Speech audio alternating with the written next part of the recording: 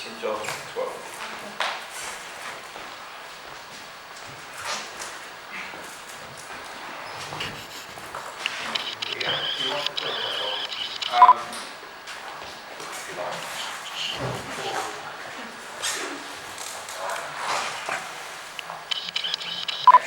Extra verse, who's counting? Anyway, hang on a minute. It's like press conference again, isn't it?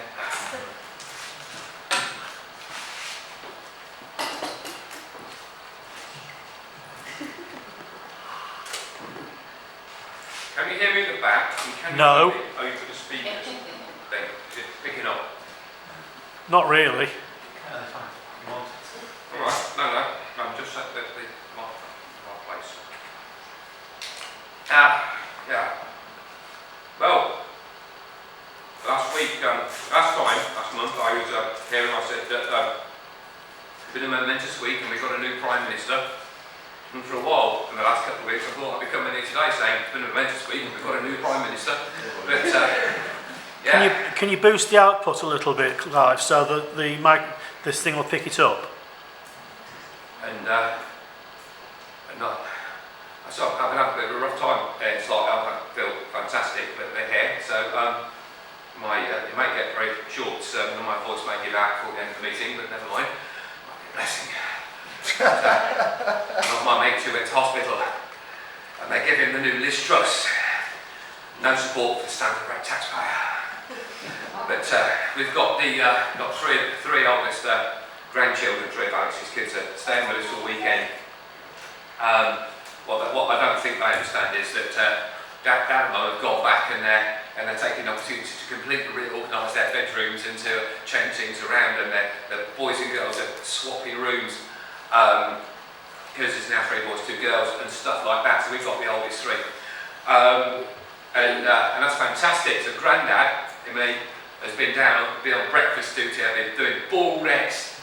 They're fantastic. They take them out and they go in the yard, show them the hens, and show them where the eggs come from. Not hens, bottom of that, but just egg box anyway, the polite end. I mean, they've been feeding the hens peppers, so they have maple peppers and corn and stuff, and have a great time. I've been boiling these eggs, and I wasn't quite there with the toast at the right time, and the little chap says to me, he said, where's the soldiers? So I said, oh, they're Russian soldiers, they've emigrated, they don't have to fight. Anyway, we're doing John 12, like what it says on the screen, and they've explained to me that I'm doing this wrong. I'm talking and I found the Bible, but what I really need to be doing is a PowerPoint presentation. So we have a PowerPoint presentation, and we are Great Britain, and Western Europe and the former Soviet Union looks like that. USA, Canada, Mexico, and Japan, India, Israel and Gaza, we know all about that, mate. And then there's those there. So look at that PowerPoint presentation. So thought you'd like that. I can't see the relevance myself, but never mind. This is what happens when you give instructions to somebody who takes words literally. So here we are. So Gospel reading this morning, as we've all established, is John chapter 12, verses 1 to 8. And I'm reading from the New King James Version. John chapter 12, verse 1. Then, 6 days before the Passover, Jesus came to Bethany, where Lazarus, who had been dead and who had raised from the dead. There they made him a supper, and Martha served, but Lazarus was one of those who sat at the table with him. Then Mary took a pound of very costly oil of spikenard, anointed the feet of Jesus, and wiped his feet with her hair. And the house was filled with the fragrance of the oil. But one of his disciples, Judas Iscariot, Simon's son, who would betray him, said, why was this fragrant oil not sold for 300 denarii and given to the poor? This, he said, not that he cared for the poor, but because he was a thief and had the money box, and he used to take from what was put in it. But Jesus said, let her alone. She has kept this to the day of my burial. For the poor you have with you always, but me you do not have always. Amen. Thanks be to God for his gospel of salvation. Right, John chapter 12 verse 1, so we're going to jump back, and Clive didn't know this, so I haven't got a slide for it. We're going to jump back to chapter 11:57, just to set the scene. Now both the chief priests and the Pharisees given a command that if anybody knew where Jesus was, he should report it that they might seize him. So Bethany We established last time I was on when we were talking about Lazarus being dead, and there was this delay. Now, full disclosure, I made a mistake last time. I got something wrong. I didn't emphasise that where Jesus was like 2 hours from Bethany. It was an easy walk. It wasn't a distance at all. He could easily have popped over to sort out with Lazarus, but he was staying where he was because he wanted to make sure that everybody knew that Lazarus was dead before we raised him, so that it was provably a miracle because of this sort of 3 days, and you're dead after 3 days. Nobody thinks after 3 days that you've just zonked it, passed out, fainted, got a bit of poisoning, gone a bit still, or anything like that. So that was my mistake last time. I believe that we need to understand what we're talking about, so we need to pass that up. So, but we talked last time about Thomas. He didn't want to go because they didn't like them at Bethany. And now, here we are, 1 chapter later, not too far later, what's Jesus doing? He's hiking over to Bethany again. So Thomas is having a really bad time. You know, poor old Thomas. You know, he's having a terrible time. Anyway, it's 6 days before the Passover. He's gone to see Lazarus and he's having tea with Lazarus. And this is his other thing. Ghosts don't eat. So they're having tea with Lazarus, and Lazarus is sitting at the table. He's not standing over there, he's sitting at the table, which means everybody understands that he's eating, which means he's in full possession of a body and a working stomach system. So he's basically Lazarus, he's not dead no more. He was dead, and now he's not dead. So Lazarus is sat with him. Now, and this is the thing that Lazarus, has anybody thought about how Lazarus felt? Because Lazarus, he'd made it. He died, gone to heaven. You know, he's up there. He maybe having a chat to Abraham. Abraham, what was it like, mate? You know, Moses, when it parted, and you put your hands up like that in faith and the sea parted, you went across. And he did it again, and the chariot's got a bit wet. You know, what was it like? And David, oh, you muppet, Bathsheba, why did you? You know, you knew it would end in tears. And that, but what was it like with you know, and then all of a sudden, he's back on earth. They've heaved him out, he's having a great time up there, no doubt. And then they've heaved him back. But anyway, so Jesus has gone and he's sitting down with them, he's having a chat. And then Mary comes in. Now, we can be sure about this because it's in different Gospels. It's in Matthew 26, 6 to 13. It's in Mark 14, 3 to 9. It's not specifically in Luke, but it's here in John. Now, there's 3 things that Matthew and Mark agree about, interestingly. 1, it's at the house of Simon the leper. 2, it's a woman that does it. And 3, actually, it's after the triumphal entry into Jerusalem. It's after what we would call Palm Sunday. Because the triumphal entry is in Matthew 21, 1 to 11, and Mark 11, also 1 to 11. Now that knows that. But in John, it's at Martha, Mary and Lazarus' house, and it's Mary that does it, and it's before the triumphal entry, but it's still only 6 days before the Passover. It's important that we all understand that it's actually just 6 days before the Passover, and then the next day, Jesus dies. And that day, Jesus dies. So, Mary took a pound of very costly oil of spikenard, anointed the feet of Jesus, and wiped his feet with her hair. And the house was filled with the fragrance of the oil. Now, nobody's absolutely quite sure what spikenard means. I think possibly a trade name. It might be like Givenchy or Yves Saint Laurent or something. Probably there was a Mr. Spikenard or something in that case, but it could be a trade name. And in the Greek, it looks a bit like the word for pistachio nut. So it's possible that this stuff was made from pressed pistachios, or it was a bit green, or something like that. Now,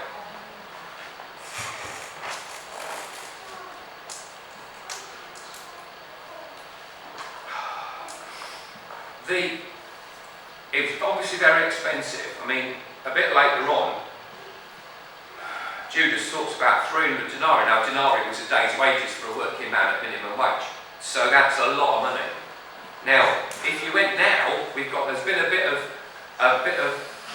inflation in the luxury perfume market since the time of Jesus. In the last 2,000 years, luxury perfume inflation has outstripped general inflation and wages, and basically the perfume of choice now for the stupidly rich would be something like DKNY Golden Delicious. I wonder if they call it Golden Delicious because it comes from a big apple.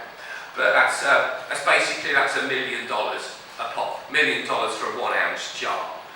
And there's something available in the United Arab Emirates, yeah, why not, because they've got loads of money, called Shmuck, $1.29 million an ounce, and that's got diamonds on the bottle and stuff. Now, I think it's probably called Schmuck, because only a Schmuck would pay $1.29 million for a bottle of perfume, but here we are, you know. I mean, it's like, I think it sort of links into the sort of the gifts brought by the wise men to Jesus, doesn't it? I mean, it's sort of like, it reminds you faintly of the sort of East End school nativity play where the first kid comes on and goes, "I'll bring gold."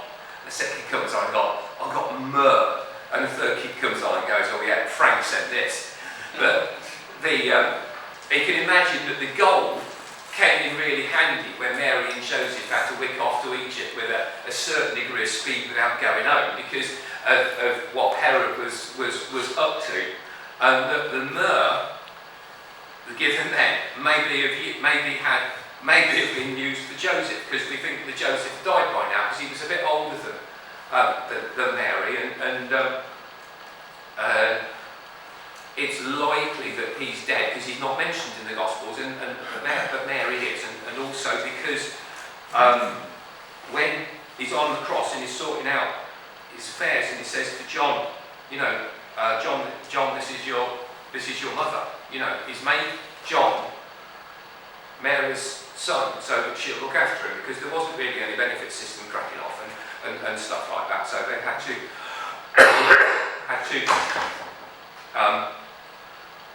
it was a real big deal for things. Remember the widow's son and the widow and her son has died, and Jesus raised the widow's son because as a widow she had nobody else and no benefits, so she was basically double destitute, if you like. Anyway, back to Mary. Find a water bottle.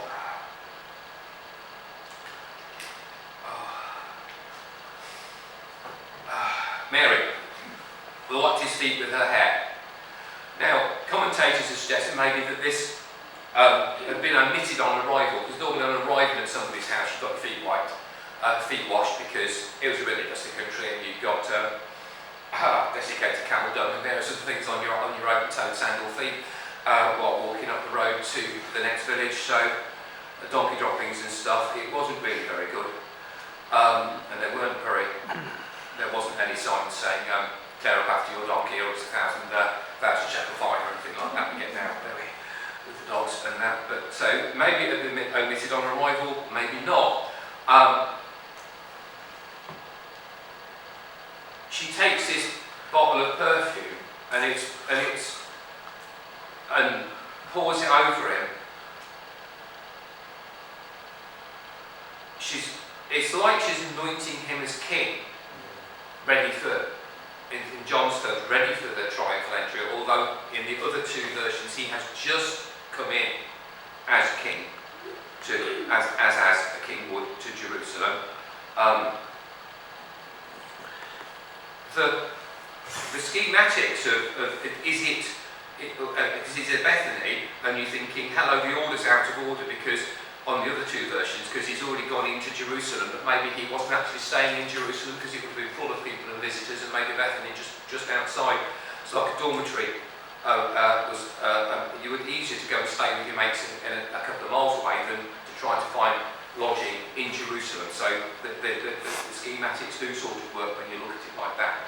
What She anointing him as schematics king, does that mean? but she Schematics. didn't pour it over his head, maybe because she felt unworthy to do that, and she was just looking down at his feet. And that she had her hair loose and was wiping his feet with her hair. Now, William didn't have their hair loose. He got married and he got his hair tied up because he didn't have wedding rings and things, and he didn't have any easy. It was the way for a bloke to understand that a woman was not available, was her hair was tied up. Headband did that. Well, I'm not available. Thank you. And if you went around an older woman with loose hair, the assumption was that you was a little bit immoral, sort of thing, and you don't anything, sort of thing. And it was,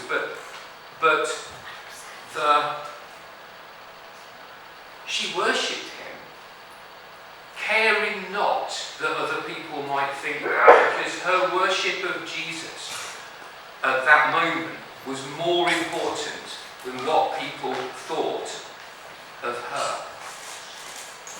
It's extravagant love because this perfume clearly cost a great deal.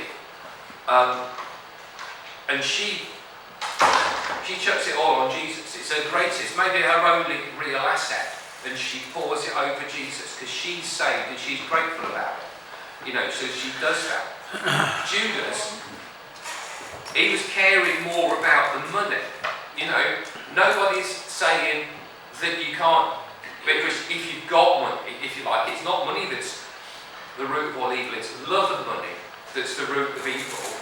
I mean, Johnny Rockefeller, the American chairman of Standard Oil, he did so many deals. He merged his company with Exxon. He refinanced his senior debt and all that stuff several times, and did major, great big bank borrowings and deals, and refinanced and purchased leases on oil fields and stuff.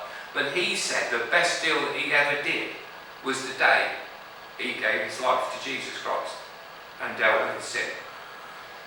And then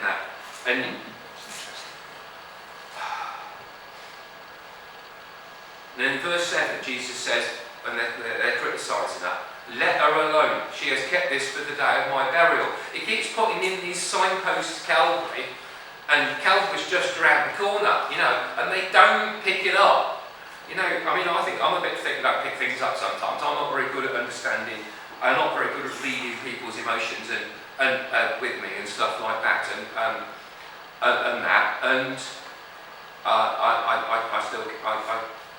socially will still carry on talking to somebody even though they're displaying 16 and a half different signs that they're born rigid and stuff like that, you know, and stuff. But and stuff. But these people, they're not picking up this stuff. There's these signposts. He's walking around. You might as well have a big T-shirt with "I'm going to die on Friday" written on. You know, it's sort of thing. You know, and then he's getting for the day of my burial. And then that's. But you turn around and gone, but you're not dead yet. You're nowhere near the day of your burial, mate. You're only 33. You know, but. Then we have verse 8. For the poor you have with you always, but me you do not have always. And this gets misinterpreted, don't it?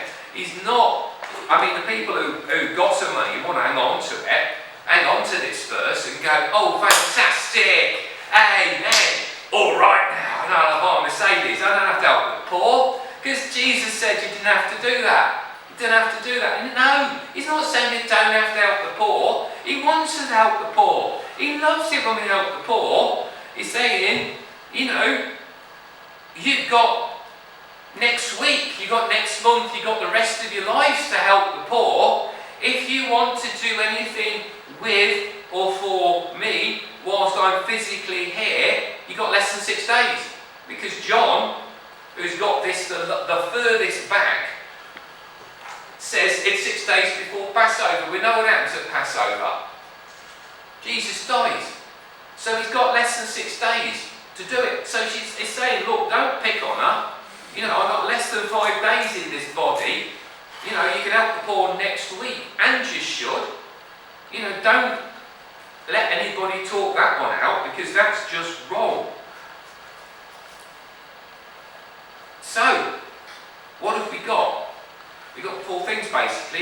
Don't let it be all about the money. Don't do a Judas.